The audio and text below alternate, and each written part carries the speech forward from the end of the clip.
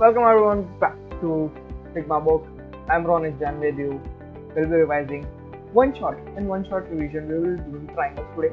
तो बहुत ही easy chapter है, मतलब हाँ, सबसे पहले इस चैप्टर का आने का पीछे कोई मोटिव होगा क्योंकि कुछ इम्पोर्टेंट है ना।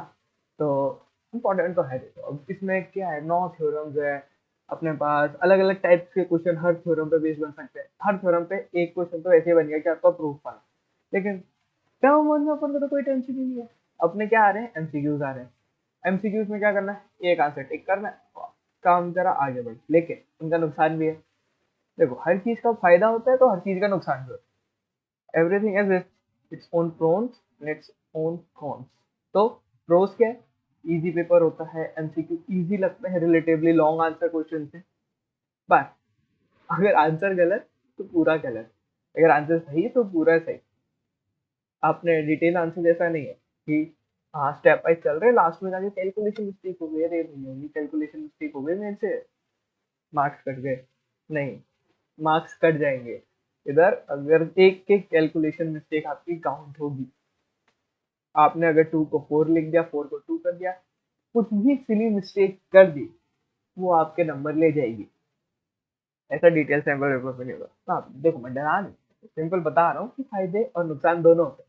और ओएमआर बढ़ते हुए ध्यान रखना, मैंने सबसे पहले वीडियो बेसिक मैथमेटिक्स के वीडियो का जो सैंपल मैंने कराया था उसमें भी मैंने ये चीज बोली थी कि ओएमआर शीट भरते हुए बहुत ध्यान रखना। मान लो देखो मैं अगर जस्ट एग्जांपल दूं, ये तुम्हारा एक क्वेश्चन का ओएमआर है, दूसरा क्वेश्चन का ओएमआर है, ये तीसरे का है, ये चौथे का है, ये पांचवे का है, ठीक है।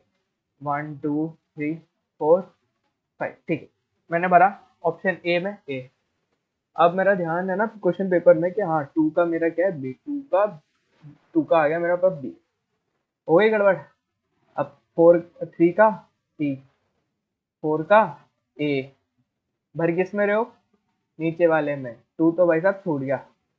और ये गलती मैं हमेशा, मैंने जितने भी पेपर दिए ना ओएमआर से रिलेटेड, मेरे से ये क्वेश्चन हुई है, गलती हुई है मेरे 3 से लेके 4 क्वेश्चन तक। जब तक मेरा ध्यान नहीं जाता था ना ओएमआर पे तो होता है, इसीलिए मैं ये गलती हर बार हर वीडियो में बता रहा हूँ। तो इसका बहुत ही ज्यादा ध्यान रखना ओएमआर भरते टाइम। कृपया करके ऐसी गलती ना ही करना, बहुत ही ध्यान से भरना। पूरे 90 मिनट्स है, पूरे 90 मिनट्स है। कितने हैं, 90 मिनट्स है। और क्वेश्चंस कितने हैं, सिर्फ 40। क्वेश्चन कितने, सिर्फ 40। एक क्वेश्चन में 2 मिनट भी लगाओगे करने में तो भी 10 मिनट बचेंगे, तो वो 10 मिनट का उपयोग सही से ओएमआर भरने में करना है ना। अगर कोई देखो 2 क्वेश्चन का आंसर आ गया ना, फुल्ली श्योर हो, फटाफट ओएमआर में भर दो, टेंशन नहीं लेना है ना, साथ में रखो। और माना बहुत टाइम वेस्ट होता है कि क्वेश्चन क्या ओएमआर भरी, क्वेश्चन क्या ओएमआर भरी, नहीं। हाँ तो लेकिन इस गलती से बचने के लिए यही एक तरीका है जो कि मैं बता सकता हूँ। या तो फिर भरते टाइम बहुत ध्यान रखना, बहुत ही ज्यादा ध्यान रखना कि कैसे करना है। ठीक है, तो यहाँ तक तो ये तो ज्ञान ज्ञान हो गया अपना खत्म। ठीक है, इसको तो रखते हैं साइड में, अगले वीडियो में फिर से यही ज्ञान आ जाएगा, है ना। तो सबसे पहले ओके, तो ये कोई क्वेश्चन पेपर है, इसको देखते हैं।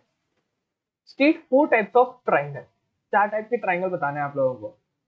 तो कौन कौन से भाई साहब, इन 25 में क्या क्या लिखे हैं, acute triangle, obtuse triangle, isosceles triangle, love triangle.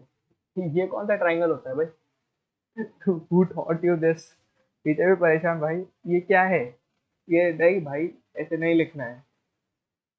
Love triangle other name we give to equilateral triangle, नहीं भाई साहब, इक्विलेटरल ट्राइंगल भी नहीं है इसका आंसर। तो देखो ये मीन भी गलत है, ये बच्चे का तो आंसर गलत ही है।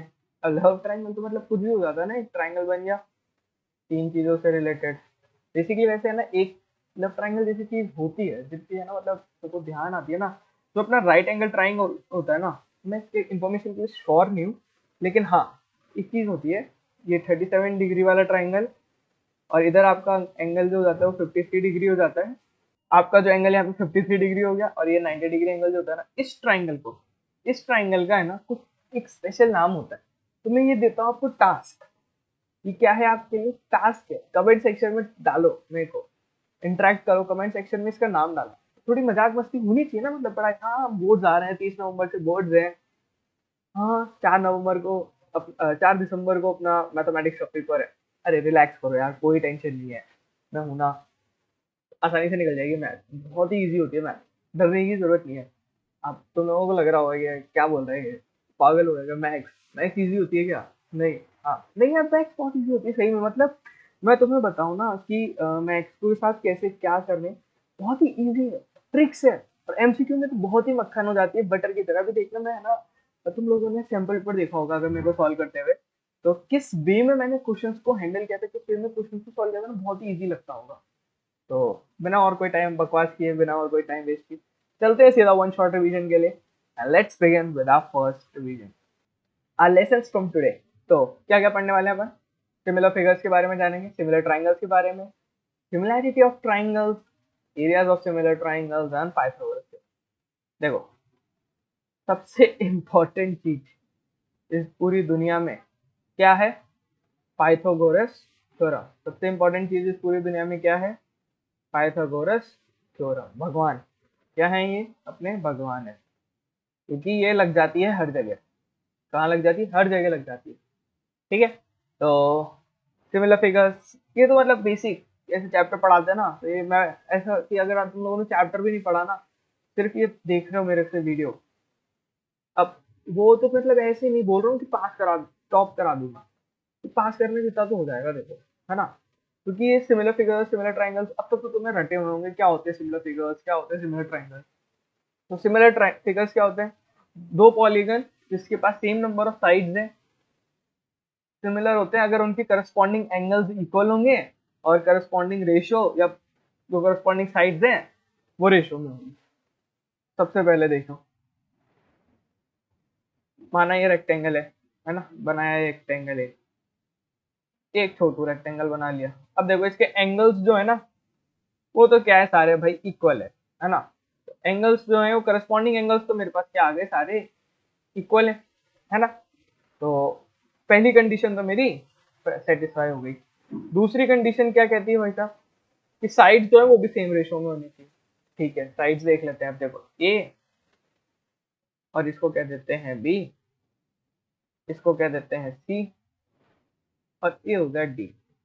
तो अगर ए बाय सी और बी बाय डी ये सेम रेशो में हो गया, यानी करस्पॉन्डिंग साइड्स का जो रेशियो है वो सेम हो गया, तो ये अपनी अगर ये हो गया ना, तो सेकंड कंडीशन ट्रू, यानी ये दोनों ट्राइंगल जो है वो सिमिलर है। ठीक है, तो ये तो रही अपनी बात सिमिलर ट्राइंगल, सिमिलर फिगर्स की। तो अब सिमिलर ट्राइंगल में क्या है? सिमिलर ट्राइंगल में यही है, करस्पॉन्डिंग एंगल जो होने चाहिए वो इक्वल, साइड जो है वो सेम रेशो में होनी चाहिए। ज्यादा कुछ अपनी डिमांड है नहीं, ये अपन ने बनाया दोनों ट्राइंगलों को। मैं इस पे ज्यादा ध्यान नहीं इसलिए दे रहा हूँ यार, मतलब ये आपको पता होगा कि सिमिलर चीजें होती क्या, क्योंकि बोर्ड आने वाले हैं। अगर अभी तक नहीं पढ़ा है तो पढ़ना शुरू कर दो, नहीं तो कुछ नहीं हो पाएगा, है ना? कोई वन शॉट किसी काम का नहीं रह जाएगा। ये उसके लिए जिसको फटाफट से रिवाइज करनी है, चीजों को फटाफट से, कंसेप्ट को रिवाइज करना है, उसका है ये। ठीक है, A B C D E F. तो इधर सिमिलर होने के लिए क्या क्या हो जाएगा भाई साहब? देखो, angle A equal to angle D हो जाएगा, angle B equal to angle E हो जाएगा, और एंगल सी किसके बराबर हो जाएगा? एंगल एफ के। और साइड्स का जो रेशो हो जाएगा A B by D E, B C by E F, और A C by D F. ये क्या हो जाएंगे आपके? बरोबर हो जाएंगे। बड़ा ही सिंपल। ठीक है, रेशो बरोबर होंगे, साइड्स बराबर मत कर देना, साइड्स बराबर हो गए तो कॉन्ग्रुएंट हो जाएंगे। ठीक है, कॉन्ग्रुएंसी और सिमिलैरिटी में बेसिक सा डिफरेंस है कि कॉन्ग्रुएंट मतलब सेम टू सेम ट्रायंगल, और सिमिलैरिटी मतलब कि ये सिमिलर है, इसके जैसा दिखता है, इसके, ये वो ही ट्रायंगल नहीं है। कॉन्ग्रुएंट मतलब ये और ये ऐसे देखो, ये हाथ दोनों कर दिया ना, ये कॉन्ग्रुएंट हो गए, ओवरलैप ही हो गए। ठीक है ना? क्या हो गए? ओवरलैप हो गए, कॉन्ग्रुएंट हो गए। अब इनको ऐसे रख रहा हूँ, हाँ ये हाथ दोनों मेरे क्या है? सिमिलर है। क्या है? सिमिलर। ठीक है, तो ये था जनरल सिमिलर वगैरह का। अब आते हैं अपन अपने थ्योरम्स पे। आप थ्योरम्स के मैं प्रूफ इधर नहीं करा रहा हूँ, क्यों? उसका पीछे बेसिक रीजन ये है कि एमसीक्यू पेपर भेजते हैं आप, तो थ्योरम आपको पता होनी चाहिए, उसका यूटिलाइज करना आना चाहिए आपको। प्रूफ कोई नहीं पूछने वाला उसका आपका। हाँ, लेकिन मैं प्रूफ कैसे निकलता है तो वो मैं बता दूंगा, क्योंकि प्रूफ अभी यहाँ पे एमसीक्यू बेस्ड पेपर में इतना इंपॉर्टेंट नहीं रह गया है ना। तो क्योंकि आपको प्रूफ करना नहीं है, आपको कुछ डिटेल्ड आंसर लिखने नहीं है स्टेप बाय स्टेप, बस पता होना चाहिए कि थ्योरम क्या है क्या रही है, और इस थ्योरम को आगे जाके आपको यूज कैसे करना है वो बताना है। मान लो अब देखो, सबसे पहले if a line is drawn parallel to one side of a triangle to intersect other two sides and distinct point। अब मान लो एक लाइन ड्रॉ करी है from one side of a triangle, एक साइड से करी, ए बी से मैंने डी पॉइंट से लाइन निकाली ई पॉइंट तक, अदर दो साइड पे, other two side in distinct point, ठीक है। तो the other two side will be divided in same ratio. तो दूसरी साइड जो होगी ना वो सेम रेशो में डिवाइड हो जाएगी। मतलब किसके रेशो में होगा, देखो डी से मैंने पैरेलल लाइन निकाली ई तक, ठीक है, डी से मैंने पैरेलल लाइन निकाली ई तक, तो डी ई क्या हो गया, सॉरी कलर देखो, डी ई क्या आ गया, पैरेलल हो गया मेरे बीसी के, है ना। डी ई मेरा क्या आ गया, पैरेलल आ गया बीसी के। तो अब ये अगर मेरे को कंडीशन गिवन है, ये तो क्या चाहिए मेरे को, गिवन होनी चाहिए भाई, है ना। अगर ये कंडीशन मेरी गिवन है तो A D by D B किसके बराबर हो जाएगा, ए ई बाय ई सी के। ये है मेरी थ्योरम। क्या है थ्योरम 6.1, क्या कह रही है, अगर कोई भी लाइन पैरेलल ड्रॉ करी है मैंने वन साइड ऑफ ट्राइंगल से, तो वो इंटरसेक्ट कर रही है अदर साइड पे डिस्टिंक्ट पॉइंट पे, अदर टू साइड में से किसी भी एक पॉइंट पे डिस्टिंक्ट पॉइंट, मतलब डी ई को इधर ले आता हूँ तो उस पे, तो अदर दो साइड जो होगी ना वो डिवाइड हो जाएगी सेम रेशो में, इसमें सेम रेशो में डिवाइड हो जाएगी उस साइड। ओके, तो A D by D B is equal to A E by E C, यहाँ से आपको ये इनपुट मिलता है। अब अगर आपको ये प्रूफ करना है रेशो निकाल के कैसे हुआ, तो कुछ नहीं करना होता। देखो ये जो डॉटेड पॉइंट दिख रहे हैं ना, ई एन करना है आपको परपेंडिकुलर ए डी के, और डी एम आपको करना है परपेंडिकुलर ए ई के, ठीक है। ए ई या फिर ए सी कह लो, बात बराबर है। फिर खेलना है एरियाज के साथ, ट्राइंगल ए डी ई का एरिया और ट्राइंगल ए ई डी का एरिया निकाल लो, कैसे आएगा, half into E N into A D, और एक तरीके का और आ जाएगा half into D M into A E. दो तरीके से एक ही ट्राइंगल का एरिया निकाल लिया मैंने, है ना। अब ऐसे ही क्या करोगे, जो ये ट्राइंगल है इनका एरिया निकाल लोगे, और फिर कौन सा ट्राइंगल, डी ई बी और सी ई डी का, तो फिर उनके साथ कर दोगे, आंसर अपने आप आपको मिल जाएगा। इक्वल होंगे वो दोनों भी, कैसे इक्वल होंगे, दो पैरेलल लाइन के बीच में है तो इक्वल होंगे, है ना। नाउ तो ये तो हो गया अपना थ्योरम 6.1। अब मेन पॉइंट जो आपको ध्यान रखना है ना वो ये है, ये थ्योरम का जो आपको मेन पॉइंट है ये ध्यान रखना है। मतलब आपको ये आना चाहिए, प्रूफ नहीं आ रहा है अभी तो कोई बात नहीं, टर्म 2 में देख लेना, टर्म 2 में वैसे भी ये चैप्टर नहीं आएगा, तो ये आपको अभी आना चाहिए, ये पता होगा। Next theorem 6.1, if line divides two sides of a triangle in same ratio then line is parallel. अच्छा, उसका इन्वर्स आ गया। वो कह रहा था कि अगर लाइन पैरेलल जा रही है तो मैं कह दूंगा कि, अगर लाइन मेरी पैरेलल जा रही है तो मैं कह दूंगा कि वो डिवाइड कर रही है दो इक्वल रेशो। अब यहाँ पे कह दिया कि इक्वल रेशो में अगर डिवाइड हो रहा है मेरा, मान लो मेरे को गिवन है कि ए डी और डी बी किसके बराबर है, ए ई सी के, तो जो मेरा लाइन डी ई है ना वो मेरी पैरेलल हो जाएगी बी सी के। तो अब इसका जो प्रूफ है वो होता है उससे कॉन्ट्राडिक्शन से। किससे होता है, कॉन्ट्राडिक्शन से, ठीक है, कॉन्ट्राडिक्शन से होता है। अब कॉन्ट्राडिक्शन से कैसे होगा वो प्रूफ, तो देखो सिंपल सी बात है, मान लेता हूं मैं कोई डी ई डैश लाइन है, उसी पॉइंट से डी ई डैश लाइन निकाल दी जो कि पैरेलल है बी सी के। अब ये तो मेरे को प्रूफ करना है, ये तो मेरे को लाके देना है। मैंने क्या किया, डी ई डैश कोई लाइन मान ली, ऐसे ही डी ई डैश मान लेंगे, तो फिर वाली पहली वाली थ्योरम से मैं क्या लिख सकता हूँ, A D by D B is equals to A E dash by E dash C. लेकिन अब ये तो मेरे को कंडीशन दी हुई है, ये किसका हो जाएगा, ए ई इक्वल्स टू इसी के। अब ये ट्रू कब हो सकती है, जब ई डैश और ई पॉइंट जो हो वो मेरे क्या हो, सेम हो। तो अगर अब सेम है ये, है ना, मैंने प्रूफ ही करा दिया पूरा, ठीक है। तो ये बात समझ में आई। ध्यान क्या रखना, अगर रेशियो इक्वल दिया हुआ है तो लाइंस क्या हो जाएंगी, parallel. Okay, next criteria for similar triangles. Now, if in two triangles corresponding angles are equal, then their corresponding sides are in same ratio. Hence, two triangles are similar. मतलब देखो, अपन को सिंपल सा इसमें proof करना है कि जो angles हैं इस ट्राइंगल के A B C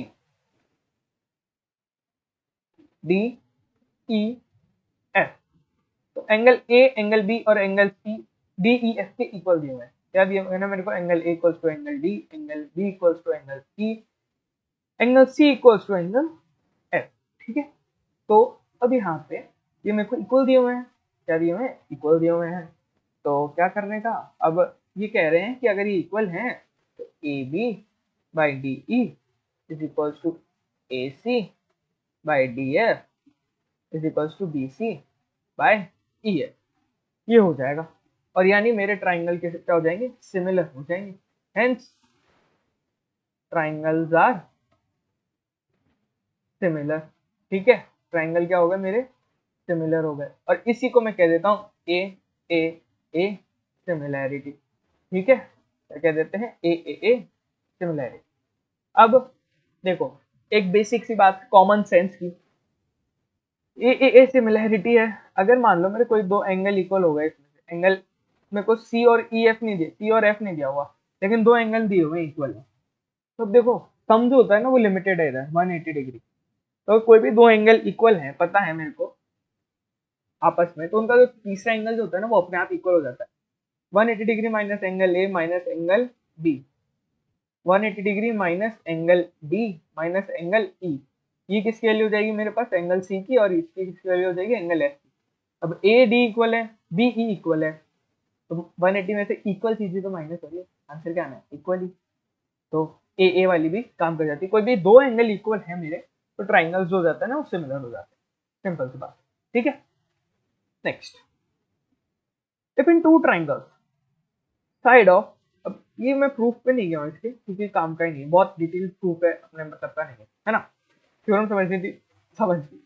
now if in two triangles side of one triangle is proportional to the sides of other triangle, then their corresponding angles are equal, hence these two triangles are similar। मतलब मेरे को क्या है, given है A B by D E is equals to B C by E F is equals to A C by D F. तो ये मेरे को गिवन है, तो क्या होगा, एंगल ए मेरा एंगल डी के बराबर होगा, एंगल बी मेरा एंगल सी के बराबर होगा, और एंगल एंगल बी मेरा किस बराबर होगा, एंगल ई के, और एंगल सी जो मेरा होगा एंगल एफ के बराबर होगा। तो मैं यहाँ से कह सकता हूँ by S S S similarity, side side side similarity, मेरे ट्राइंगल्स तो क्या हो जाएंगे, वो हो जाएंगे मेरे सिमिलर। ठीक है, सेम रेशियो में होने चाहिए, प्रोपोर्शनल टू, यानी that is in they are in same ratio. तो ये होगी मेरी एस एस एस सिमिलैरिटी। बस कंडीशंस ध्यान रखो और अप्लाई करो। ठीक है, थोड़ा धड़ अप्लाई करनी है। साइड्स इक्वल रेशियो में दी हुई है, फटाफट से लगाई एस एस एस। ठीक है, अब आएगी अपने पास if one angle of triangle is given equal to another angle of triangle and the sides including that angles are proportional, then two triangles are similar। मान लो आपको गिवन है, गिवन क्या है यहाँ पे, आपको एंगल ए और एंगल डी इक्वल है। यहाँ समझो बस थ्योरम को, एंगल ए और एंगल डी गिवन है आपको इक्वल है, और A B by D E is equals to D F by sorry A C by D F. ऊपर नीचे लिख दे, ऊपर नीचे लिख नहीं सकते हैं ना, इसलिए पता बहुत ध्यान रखना पड़ता है नेमिंग में भी। तो अगर मेरे को ये गिवन है ना, क्या A B by D E इसके बराबर है A C by D F के बराबर है। तो अब ये कंडीशंस मेरे को क्या है, गिवन है, तो मैं कह सकता हूं कि by S A similarity triangle जो है ना ए बी सी के, triangle A B C D E F के सिमिलर हो गया। अब ये बेसिक सा पता होगा, ये सिमिलर का साइन है ना। तो इतनी सी कंडीशन थी, प्रूफ में अपन को जाना नहीं है। चलते हैं आगे, एरिया ऑफ सिमिलर ट्राइंगल्स। अब इसका तो आपको प्रूफ ही है ना, बोर्ड वालों ने हटा दिया कि हाँ ये थ्योरम आपको पता होनी चाहिए, लेकिन इसका जो प्रूफ है वो हमने डाल दिया। सिलेबस के बाहर, ठीक है। ओके, उन्होंने डाल दिया, लेकिन प्रूफ में अभी पढ़ा भी नहीं रहा हूँ इसके लिए, तो प्रूफ से अभी अपन को मतलब है नहीं। अपन को मतलब किससे है? क्वेश्चन आने से। क्वेश्चन आना चाहिए, क्योंकि क्वेश्चन में अगर क्वेश्चन को अपन को समझ आ गया, आधा आ गया, लेकिन लास्ट तक कंप्लीट नहीं कर पाए ना, तो दिक्कत है। कंप्लीट करना है, क्या है? कंप्लीट करना है किसी भी हालत में क्वेश्चन को। अपन को मेन मोटिव क्या रखेंगे? कंप्लीशन का। तो अगर अपन को क्वेश्चन को क्या करना है? कंप्लीट करना है, तो सारे जो कंसेप्ट है, जो मेन कंसेप्ट है ना, वो ढंग से होने चाहिए। मेरे को पता है कंसेप्ट जो डेवलप होते हैं वो अपने प्रूफ वगैरह करके डेवलप होते हैं, प्रैक्टिस करके डेवलप होते हैं, लेकिन टाइम नहीं है, ठीक है, सिंपल सी बात है। प्रूफ आप लोगों ने देख रखे होंगे, आप लोगों ने जहाँ से पहले पढ़ा होगा, तब आप लोगों ने देखा होगा कि क्या है। टर्म 2 में मैं पूरा सब कुछ पढ़ाऊंगा आप लोगों को, कैसे क्या प्रूफ है, क्या ट्रिक्स है, क्या each and everything will be covered. So तो देखो, अभी तो अपन को क्या करना है? कंसेप्ट वाइज करना है। तो आपको पता है ना कि कौन सा चीज कहाँ पे है, तो that will be very helpful कि ये चीज, ये कंसेप्ट मैंने पढ़ा है, कंसेप्ट पता है ना मेरे को, तो मैं इसको अप्लाई कर देता हूँ। एप्लीकेशन आना चाहिए, प्रॉब्लम प्रैक्टिस करो, एनसीईआरटी पूरी कर लो ढंग से। क्या करना है अभी? NCERT, NCERT, NCERT and NCERT, इसके अलावा और कुछ नहीं करना है आप। क्या? NCERT, NCERT, NCERT and nothing else. इसके अलावा कुछ भी नहीं करोगे। Okay, so the ratio of areas of two similar triangles will is equal to square of their ratio of corresponding sides। मतलब मान लो, देखो क्या बोला है, area of triangle A B C upon area of triangle P Q R किसके बराबर होगा? A B by P Q के स्क्वायर के, A C by P R के स्क्वायर, और B C by Q R के स्क्वायर के बराबर होगा, ठीक है। तो यार ये तो प्रूफ वगैरह अपन बता नहीं रहे, ये कंसेप्ट ध्यान रखना बस। मैंने है ना सैम्पल पेपर में ये कंसेप्ट यूज किया है। क्या किया है? कंसेप्ट यूज किया है। तो इसके साथ एक और बता देता हूँ कि जो साइड, जो ये है ना ratio A B by P Q, ये जो साइड का रेशो है मेरा, ये किसके बराबर होता है? ये आपका मीडियन जो होगा ना, उनके रेशो भी बराबर होंगे दोनों के, ठीक है। एल्टीट्यूड होगा, एल्टीट्यूड वो भी बराबर होगा, ठीक है। और किसके बराबर होगा? परपेंडिकुलर बाइसेक्टर के, ठीक है। ये सब जो होते हैं ना, इनका भी रेशो क्या होगा? आपका बराबर होगा। हाँ, इनका भी रेशो क्या होगा? बराबर होगा। किसके? साइड के बराबर होगा। तो अगर बोल दे कि जो एरिया है, मीडियन का रेशो आपको दिया हुआ है, तो एरिया का रेशो बताओ, तो मीडियन के रेशो को डबल कर देना, स्क्वायर कर देना, मतलब डबल नहीं स्क्वायर करना। तो आई बात समझ? Let's move on to next theorem. Pythagoras theorems पे आ गए हम। देखो अगर कोई परपेंडिकुलर ड्रॉ होता है वर्टेक्स में राइट एंगल पे, यहाँ से राइट एंगल है एंगल बी, और राइट एंगल पे अपन क्या हाइपोटेनस आ रहा है, then on the both sides of perpendicular are similar, then the triangles on both sides of perpendicular are similar to the whole triangle to each other and to each other। मान मतलब जो triangle है, देखो angles mention हो रखे हैं आपको clearly यहाँ पे। मान लो एंगल थीटा है, तो ये 90 माइनस थीटा हो जाएगा। अब ये 90 डिग्री यहाँ पे, तो ये भी थीटा हो जाएगा। फिर ये 90 डिग्री है पूरा, तो 90 माइनस थीटा। अब देखो theta theta 90 minus theta, 90 minus theta, right angle. यहाँ पे क्या है ना, नाम जो नेमिंग क्लेचर होगा ना, किस सिमिलर कैसे लिखूंगा मैं, वो वे डिफरेंट हो जाएगा। बाकी अपन को एंगल्स तो इक्वल दिख गए सारे, है ना। तो अब मैं बोलता हूँ सबसे पहले, है ना, कि ट्राइंगल, सबसे पहले मैंने लिख लिया ए बी डी, ये सिमिलर है मेरे ट्राइंगल। अब एंगल ए क्या है? 90 माइनस थीटा, तो एंगल ए किसके बराबर होगा? बी के बराबर होगा, सी बी डी के, 90 माइनस थीटा है वो भी, तो ट्राइंगल बी। अब बी पॉइंट क्या है मेरा? थीटा डिग्री, थीटा है ना, ए बी डी एंगल, तो अब थीटा कौन सा है इधर? बी सी डी, तो बी सी, अब डी डी दोनों लिख दो। तो ये दोनों ट्राइंगल क्या हो गए? सिमिलर हो गया। अब ये ट्राइंगल किसके सिमिलर है? पूरे बड़े ट्राइंगल के भी सिमिलर है, ए बी डी, तो ए लिख दिया भाई मैंने 90 माइनस थीटा, तो ए, बी भी 90 माइनस थीटा है, अब बी जो एंगल है वो 90 डिग्री है मेरा, तो इधर भी बी जो इधर थीटा है, इधर क्या आएगा ए सी आएगा, इधर क्या जो आएगा इधर आएगा सी थीटा, है ना, बड़े ट्राइंगल में वो ए सी बी के सिमिलर होंगे। तो ये है अपने सिमिलैरिटी पैटर्न तीनों के बीच। नेमिंग क्लेचर सिमिलर कैसे हैं वो आपको पता चल गया एंगल्स की वजह से, बिल्कुल सिंपल सा प्रूफ है। बस ये ध्यान रखना ये नॉमेनक्लेचर जो है ना ये इशू दे जाता है, क्या दे जाता है, इशू दे जाता है, ये तकलीफ दे जाता है इंसान को जीवन में।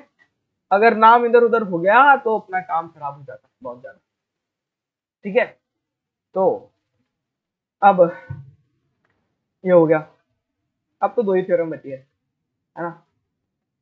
Theorem 6.8, in a right triangle the square of hypotenuse is equal to sum of square of other two sides। और कितनी मुश्किल है ना ये,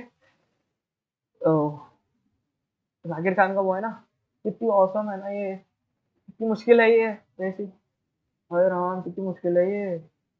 अरे मैं तो लिख ही नहीं पाऊंगा इसको, अगर मेरा एंगल बी जो है वो 90 डिग्री है तो मैं तो इसको लिख ही नहीं सकता।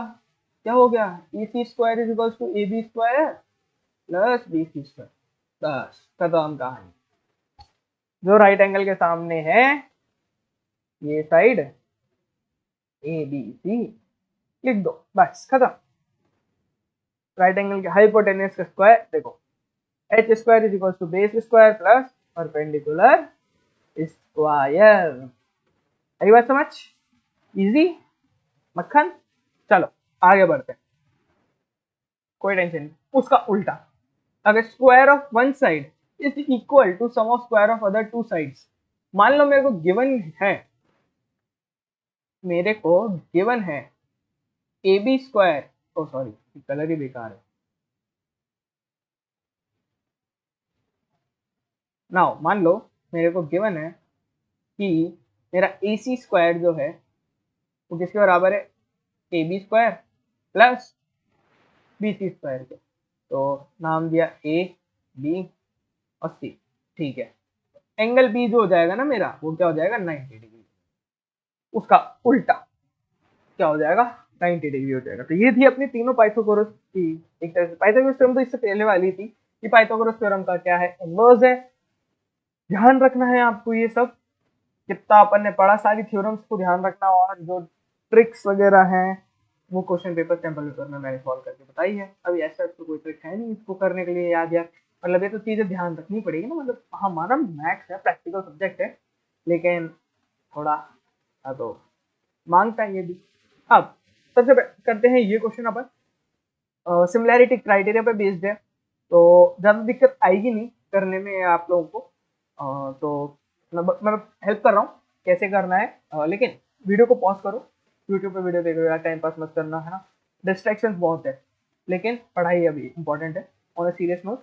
तो मजाक मस्ती तो चलती रहती है अपनी, सीरियस नोट पे ये कहना चाहूँगा कि 30 नवंबर से पेपर है, बस 10-20 दिन की 10-15 दिन की बात है यार, देखो एग्जाम खत्म हो जाएंगे फिर वापस समझ के normal back to normal routine हो जाएगा। थोड़ा सा रूटीन को टाइट कर लो, शेड्यूल अपना इम्प्रूव कर लो, मेहनत कर लो, बोर्ड से ज़्यादा लोड है नहीं, लोड नहीं रखना है, 10th बोर्ड है। हाँ थोड़ा टेंशन रहना चाहिए कि अच्छा इंप्रूवमेंट चाहिए, अच्छे मार्क्स चाहिए, लेकिन इजी होता है पेपर, एनसीईआरटी बेस्ड होता है, मान के चलो इजी ही होगा, इतना डिफिकल्ट नहीं होता अगर आप लोगों को माइंड में कंसेप्ट क्लियर है। क्लियर होना सब चीज़ों के लिए, पढ़ा है मेहनत करिए तो रिजल्ट आएगा। ओके, पर्सनली मैं बोलूँ तो मेरे को मैथ्स पसंद नहीं थी 9-10 तक, लेकिन फिर प्रैक्टिस करी, मेहनत करी, आई चीज़ आती है, प्रैक्टिस करो, है ना। तो अपन देख लेते हैं, इन ट्राइंगल ए बी सी और P Q R, A B और पी क्यू जो है वो इक्वल दिए हुए हैं ए सी और पी आर की, और एंगल ए और एंगल पी अपन को गिवन है इक्वल है। छोटे छोटे ट्राइंगल बनाएंगे अपन, A B C P Q R, A B और पी क्यू, ए सी और पी आर गिवन है, और एंगल ए और एंगल पी इक्वल दिए हैं, तो अपन की क्या थी S A S side angle side, तो पी का तो अपना आ गया क्यू, तो पी का अपना आ गया 2, तो एक ही ऑप्शन है भाई साहब बी, मतलब रद्दर, है ना, एक ही ऑप्शन है, क्या ही करे। अब ये जो बीपीटी है पैरेलल वाली थी ये, ठीक है, क्या है D E is parallel to B C, तो A D by D B A E by E C, ये क्या हो गई, 4 तो हो गई, पी का क्या हो गया, 2 हो गया, इसका अपना अपने आप 4 ही हो गया। अब देखो दो एंगल गिवन है मेरे को, तो क्या हो गया, एक सिमिलैरिटी 1 और ये अपने आप अपना क्या हो गया, 3 हो गया, और तीनों साइड्स गिवन है इक्वल, तो ऐसे ऐसे कंसेप्ट सारे रिवाइज हो गए। मैथ द कॉलम क्वेश्चन लाने का सेंस ये था। मैथ द कॉलम क्वेश्चन थोड़ा सा लेंदी तो होता ही है, लेंदी है ही, मतलब अगर ऐसे, ये तो बहुत छोटा सा बेसिक। अगला देखते हैं, ठीक है। Now if in a triangle A B C, मान लो ट्राइंगल बनाते हैं, करेंगे अच्छे से करेंगे। If in triangle A B C, A B C, D E is parallel to B C, which intersect A B को तो डी पे और ए ई सी को तो अपन को मैच करना है। अब ये देखो ये दोनों पैरेलल है, तो क्या सबसे पहले भाई साहब अपना क्या इक्वल होगा, A D by D B is equal to A E by E C. ढूंढते हैं, A D by D E, D B अपन को गिवन है, ए डी फर्स्ट ऑप्शन में, पी ऑप्शन में A D by D B अपन को क्या है, गिवन है, ये रहा A D by D B. तो ये किसके इक्वल आना चाहिए, ए ई बाई ई सी, यानी 2 के। तो पी अपना किसके साथ मैच हो गया, 2 के साथ। पी के लिए 2, अब यार सी ऑप्शन, ए की तो ऑप्शन है ना। अब क्यू 1 के साथ हो जाएगा, यानी A B by A D, A B by A D, हाँ तो A C by A E के हो जाएगा। सिमिलैरिटी देखनी है अपन को, किसके हो जाएगा, ए सी बाई ए ई के, A B by A D, तो A C by A E first, ठीक है, इसका फर्स्ट हो गया।